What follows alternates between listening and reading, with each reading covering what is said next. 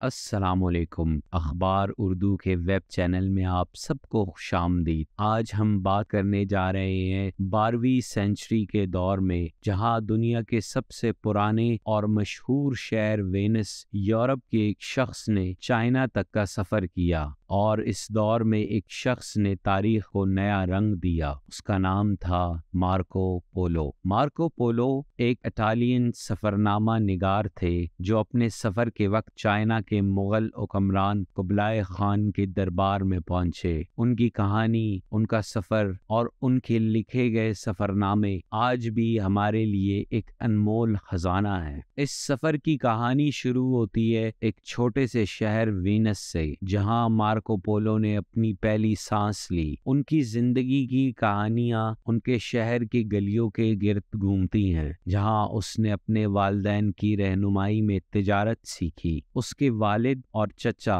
نکولو اور مفیلو پولو 2 سالوں تک سفر کرتے رہے، اور انہوں نے اپنے بچے کو اپنی واپسی کی سفر کی کہانیاں سنائی۔ مارکو نے اپنے بچپن کے دنوں میں بہت سے ملکوں کی سیر کی، جو اس کے اندر ایک آگاہی کا جذبہ پیدا کرنے میں مددگار ثابت ہوئی۔ جب مارکو پولو بڑا ہوا، اس نے اپنے والد اور چچا کے ساتھ ملکوں کی سیر کرنا شروع کی، جہاں اس کا مقصد تھا چائنا پہنچنا، اور انہوں نے اپنے سفر کے دوران سلک روڈ کا انتخاب کیا، جہاں وہ انوکھی راہیں، لوگ اور منظر دیکھتے رہے۔ سلک روڈ کا سفر کرنا اس کے لیے ایک آزمائش بھی تھی۔ اس نے مختلف قوموں، زبانوں اور رسومات کا سامنا کیا، اور اپنے سفرنامے میں یہ تجربات لکھے، جو بعد میں پوری دنیا کے لیے موجب فکر بن گیا۔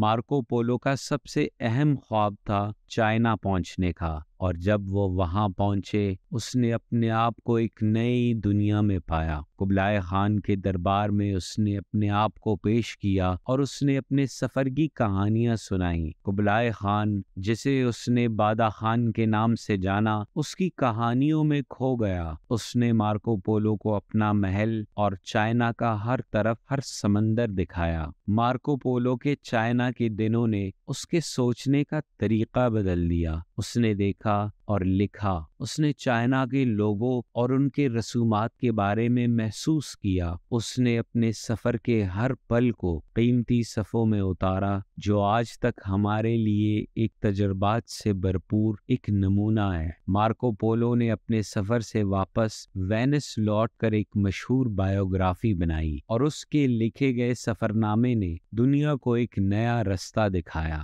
آج بھی اس کی کہانی، اس کا سفر کرنا اور دنیا گھومنا ہمارے دلوں میں زندہ ہے۔ ناظرین، آج کی ویڈیو میں آپ نے مارکو پولو، دنیا کے ایک مسافر کی کہانی اور ان کے سفر کے بارے میں جانا، جو کبھی نہیں بھلائی جا سکتی۔ ایسی دلچسپ کہانیوں کے لیے اخبار اردو کے ویب چینل کو سبسکرائب کریں۔ ملتے ہیں آپ سے اگلی ویڈیو میں، تب تک کے لیے اللہ نگہبان۔